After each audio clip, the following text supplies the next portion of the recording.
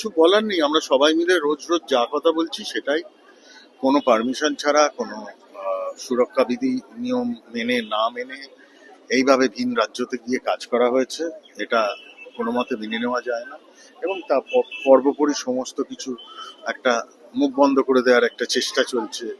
আহ, কেউ টেকনিশিয়ানসদের খুঁজে পাওয়া যাচ্ছে না, শিল্পী সহশিল্পী যারা ছিল তাদের কাউকে খুঁজে পাওয়া যাচ্ছে না, সবাই মুখ বন্ধ করে বসে আছে, সবাই যে যার। সেটা তো হবে না এখন। ফোরাম থেকে গিয়ে এফআইআর করা হয়েছে, এবার পুলিশ তার আইনি পদ্ধতিতে এগোবে। আইনি পদ্ধতিতে এগোলে তখন সঠিক প্রশ্নের সঠিক জবাব বেরিয়ে আসবে। তখন কে কোথায় লুকিয়ে থাকে। সর্বোপরি সবকিছুই হবে, হয়তো উত্তরও পাবো, সবই হবে, কিন্তু রাহুলকে ফিরে পাবো।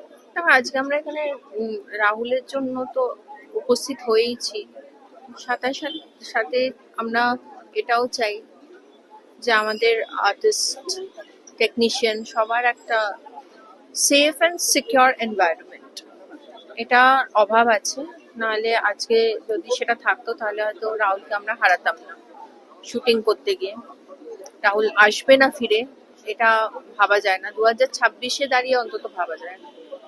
We have to be more aware, we have to be more careful, we have to raise our voices.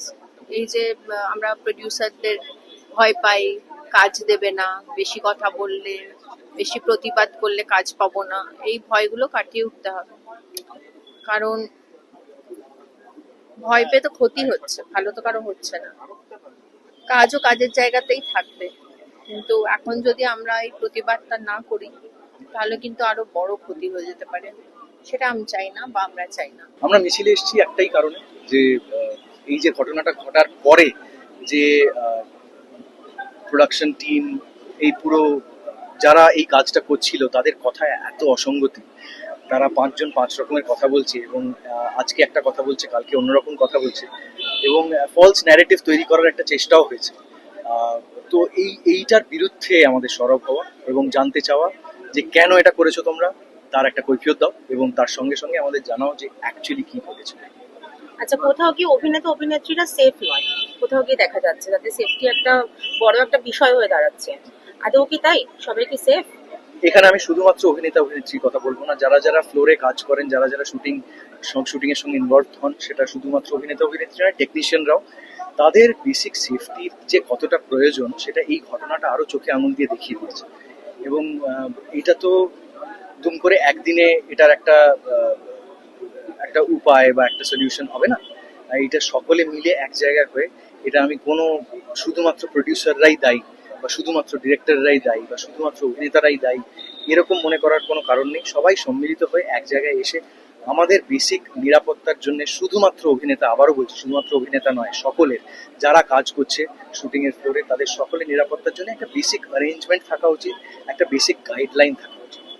এবং কোথাও দেখা যাচ্ছে কেউ কেউ বলছেন যে অনেক প্রতিকূল পরিস্থিতিতে তাদেরকে দিয়ে জোর করে সিন করানো হচ্ছে, যেটা তাদের উপরও নির্ভর করে থাকছে না। তো তুমি এই বিষয়ে কি বলতে চাইছো? সেটা খুবই অনুচিত।